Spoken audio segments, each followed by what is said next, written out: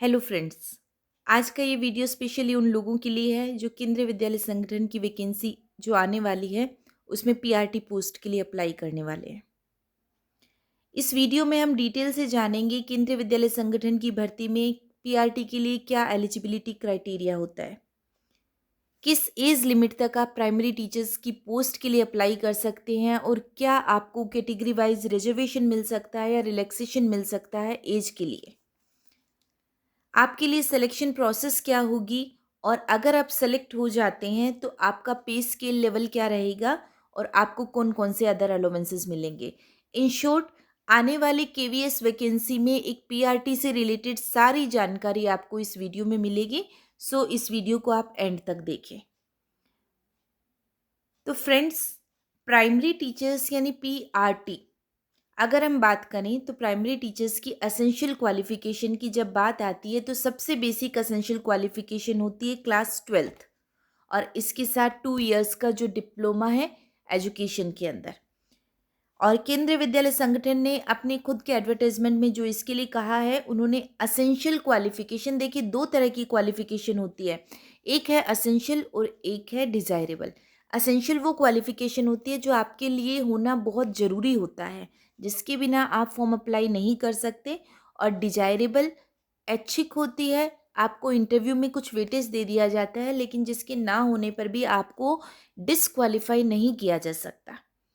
तो जो एसेंशियल यानी कि अनिवार्य है वो क्या है? अकॉर्डिंग टू संगठन सीनियर सेकेंडरी और इट्स इक्विवेलेंट उसके बराबर की कोई डिग्री जो है विद एटलीस्ट 50% मार्क्स, आपके मार्क्स कम से कम 50% होने चाहिए। And 2 year diploma in elementary education. Elementary education के अलग अलग स्टेट्स में अलग अलग नेम्स होते हैं, जैसे पंजाब हरियाणा में इसे जेबीटी कह दिया जाता है, राजस्थान में इसे बीएसटीसी कह दिया जाता है।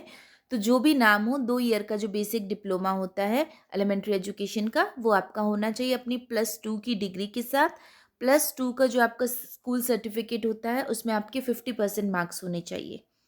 या फिर क्या कहा गया, सीनियर सेकेंडरी और it's equivalent with at least 50% marks, वही क्राइटेरिया प्लस क्या है, 4 year bachelor of elementary education. Bachelor of elementary education जो 4 साल का कोर्स है वो आपका हो सकता है। यह कहा गया सीनियर सेकेंडरी और it's equivalent with at least 50% marks and 2 year diploma in education, special education का डिप्लोमा। अगर किसी ने स्पेशल एजुकेशन में भी डिप्लोमा किया है वो भी वैलिड होगा।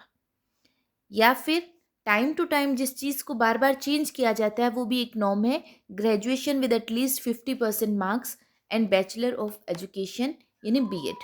तो कई बार इस रूल को रखा गया है, कई बार हटा दिया गया। ये कहा गया कि जो है ग्रेजुएशन वाले लोग बीएड के साथ प्राइमरी टीचर के लिए अप्लाई नहीं कर सकते, सिर्फ बीएसटीसी जेबीटी वाले लोग जो है वो अप्लाई कर पाएंगे। और इस बार के लिए लेटेस्ट में इस रूल को माना गया है। बट इसके लिए क्या कहा गया है, who has acquired the qualification of bachelor of education from any NCTE recognised institution shall be considered for appointment as a teacher in class 1 to 5th, provided. कि हम बीएड वालों को मान तो लेंगे लेकिन प्रोवाइडेड, प्रोवाइडेड मीन शर्त है, एक शर्त क्या है, the person so appointed as a teacher shall mandatorily undergo a 6 months bridge course in elementary education recognized by the NCTE within 2 years of such appointment as primary teachers। यानी इस तरह से जो भी लोग अपॉइंट होंगे, बीए बीएड के base पर जो लोग अपॉइंट होंगे, वो अपने अपॉइंटमेंट के 2 साल के अंदर अंदर एक जो ब्रिज कोर्स होगा एलिमेंट्री एजुकेशन का वो करेंगे। ये 6 मंथ का कोर्स होगा, जॉब में रहते हुए वो 6 मंथ का कोर्स आपको करना होगा। ये आपकी एजुकेशन से रिलेटेड बेसिक क्वालिफिकेशन थी, 12th या फिर ग्रेजुएशन, एलिमेंट्री एजुकेशन का डिप्लोमा 2 इयर्स का या फिर 4 इयर्स का, या स्पेशल एजुकेशन में या बीएड। अब नेक्स्ट जो है, that is qualified in the central teacher eligibility test level 1। Level 1 का आपका सीटेट टेस्ट पास होना ज़रूरी है। ये स्पेशली उन बच्चों के लिए ध्यान रखने की ज़रूरत है जो बीएड वाले हैं, वो लेवल 2 कर लेते हैं लेकिन लेवल 2 आपका प्राइमरी टीचर में अप्लाई नहीं होगा। लेवल 1 आपका होना ज़रूरी है clear, according to your caste category, आपके मार्क्स जो भी प्रेस्क्राइब किए जाते हैं उनके बेसिस पे। And proficiency to teach through Hindi and English medium, आप दोनों मीडियम के थ्रू पढ़ाने में एलिजिबल हो, हिंदी भी आती हो और इंग्लिश भी आती हो क्योंकि के भी बाइलिंगुअल है। एंड डिजायरेबल क्या है? डिजायरेबल है नॉलेज ऑफ कंप्यूटर एप्लीकेशन, क्योंकि केवीएस में बहुत सारा, इनफैक्ट हम कहें सब कुछ कंप्यूटर बेस्ड हो चुका है। और कोविड के टाइम तो ये है कि आपको टेक्नोलॉजी का नॉलेज होना ज़रूरी है। तो ये आपके लिए डिजायरेबल है। अगर आपके पास कंप्यूटर एप्लीकेशन का नॉलेज है, आप कंप्यूटर पे काम कर पाते हैं ईजी वे में, तो ये आपके लिए एक प्लस पॉइंट रहेगा। तो ये है आपकी एसेंशियल क्वालिफिकेशन। आप देखिए कि आप इस क्वालिफिकेशन को फुलफिल कर पा रहे हैं या नहीं कर पा रहे। और 50% मार्क्स का जो क्राइटेरिया है वो रहेगा, वो किसी भी कास्ट कैटेगरी के लिए कम नहीं होगा।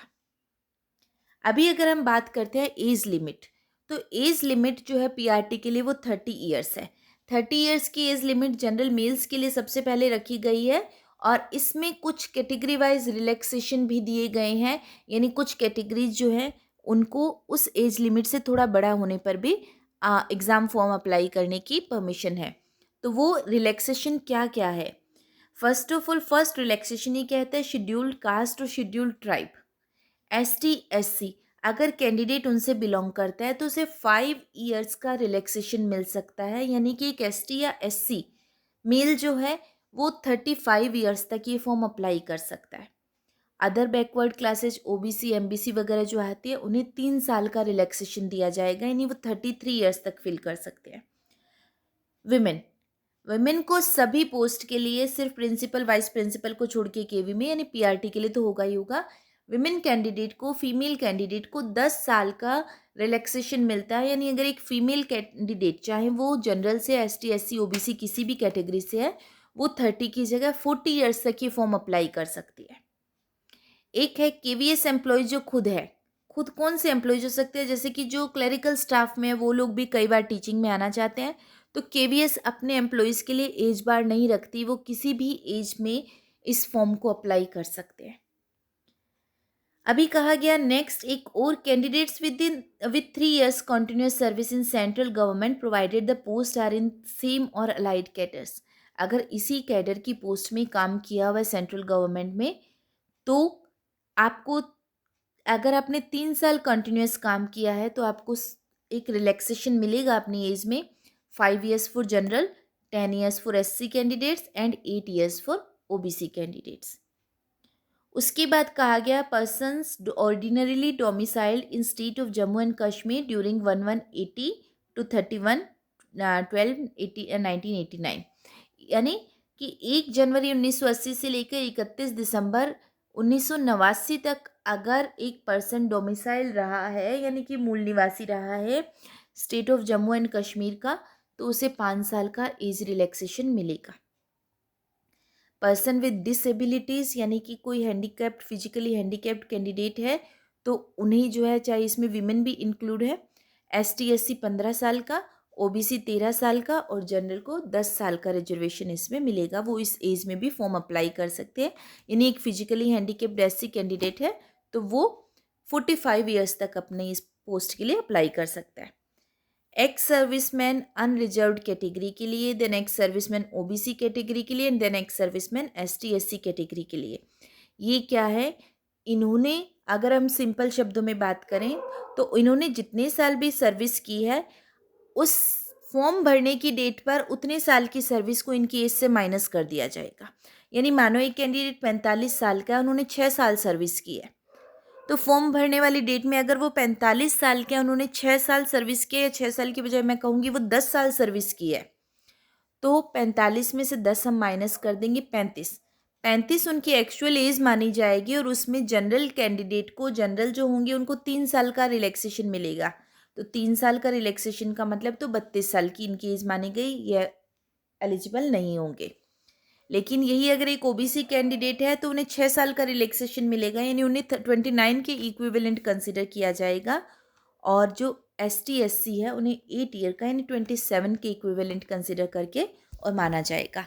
तो ऐसे में इन्हें 3 ईयर्स, 6 ईयर्स और 8 ईयर्स का अकॉर्डिंगली जो है वो रिलैक्सेशन मिलेगा। आप अपनी अपनी कैटेगरी के अकॉर्डिंग अपने इस रिलैक्सेशन को देखिए।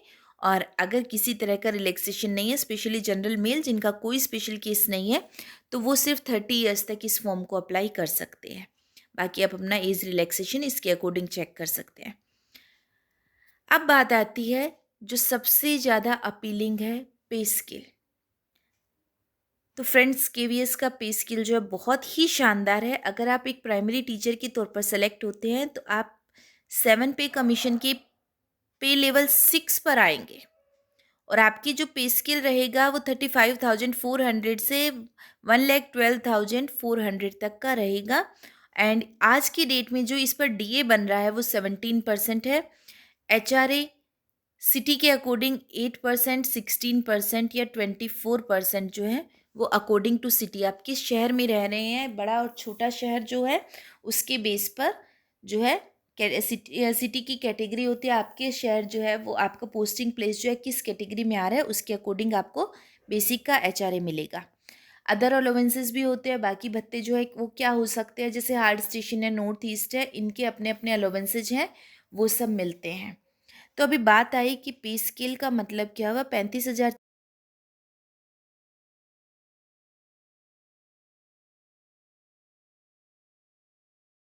डीए होने के बाद इसके ऊपर टीए भी बनता है आपका, ट्रांसपोर्ट अलाउंस, और ट्रांसपोर्ट अलाउंस के ऊपर भी डीए मिलता है, एचआरए मिलता है। तो ये कई तरह की चीज़ें जो होती है वो आपको सैलरी में मिलती है। तो फर्स्ट ज्वाइनिंग पर लगभग आपकी अराउंड 50,000 जो है वो सैलरी बनती है।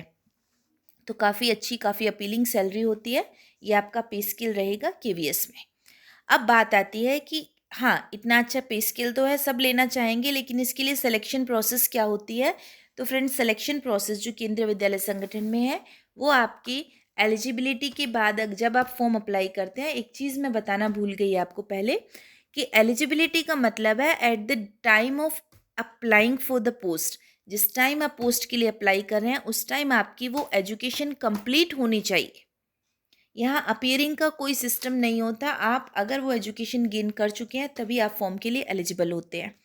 अभी इस एलिजिबिलिटी के बाद आपका जो एक रिटन टेस्ट होता है जिसका सिलेबस हम आगे आने वाले वीडियो में डिस्कस करेंगे, उस टेस्ट में आपका जो है एक एमसीक्यू टेस्ट रखा जाता है 150 मार्क्स का। लेकिन इस 150 मार्क्स का वेटेज जो है वो 85% होता है, यानी इन 150 मार्क्स में से आपने जो स्कोर किया उसको 85 के अकॉर्डिंग कन्वर्ट कर दिया जाएगा। और उसके बाद एक इंटरव्यू होता है 60 मार्क्स का, और इंटरव्यू का वेटेज होता है 15%।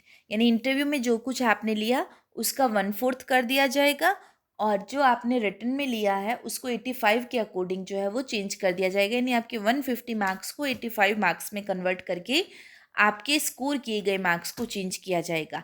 और ये इक्विवेलेंट 85 और 15 का जो रेशियो रहता है इंटरव्यू रिटन और इंटरव्यू का, इसके बेसिस पर आपका सिलेक्शन होता है, मेरिट बनती है, मेरिट के बेसिस पे आपका सिलेक्शन होता है। तो फ्रेंड्स, होपफुली मैं आपको यहाँ सब कुछ बताने में कैपेबल हुई हूँ, सब कुछ समझाने में कैपेबल हुई हूँ कि एलिजिबिलिटी क्या है, किस तरह से जो है वो आपको एज लिमिट में रिलैक्सेशन मिल सकता है, आप कौन सी कैटेगरी में आते हो। जब आपको ये रिलैक्सेशन मिलता है उसके बाद आपका एग्ज़ाम 2 पार्ट्स में होता है, the one is pre test and the another one interview. Pre test में आपने जो स्कोर किया उसको 85 के अकॉर्डिंग जो है वो सेटल कर दिया जाता है, यानी 150 मार्क्स को 85 मार्क्स में कन्वर्ट किया, एंड अकॉर्डिंगली आपके स्कोर्ड मार्क्स को भी 85 में से जो है कन्वर्ट किया जाता है। उसके बेसिस पर एक मेरिट बनती है, एंड 3 टाइम्स कैंडिडेट्स को इंटरव्यू के लिए बुलाया जाता है, और वहाँ आपका इंटरव्यू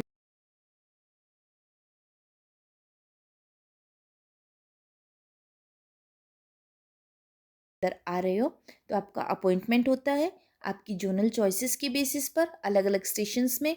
ये क्या होते हैं ये हम किसी और वीडियो में डिस्कस करेंगे। और वंस यू आर अपॉइंटेड तो वहाँ की टर्म्स कंडीशंस पूरा करने के बाद आप किस तरह की सैलरी जो है पाएंगे संगठन से, वो हमने इस वीडियो में डिस्कस किया। तो hopefully I am able to fulfil all your queries, and आप अब डिसाइड कर पाएंगे कि क्या आप वास्तव में एलिजिबल हैं इस पोस्ट के लिए, या फिर कुछ ऐसा है जो आपसे छूट रहा है, जिस एलिजिबिलिटी को गेन करना अभी बाकी है। तो आप अपने आने वाले टाइम तक उसे पूरा करें। And I hope friends this video is really helpful for you, and thank you for a patient listener. Thank you friends.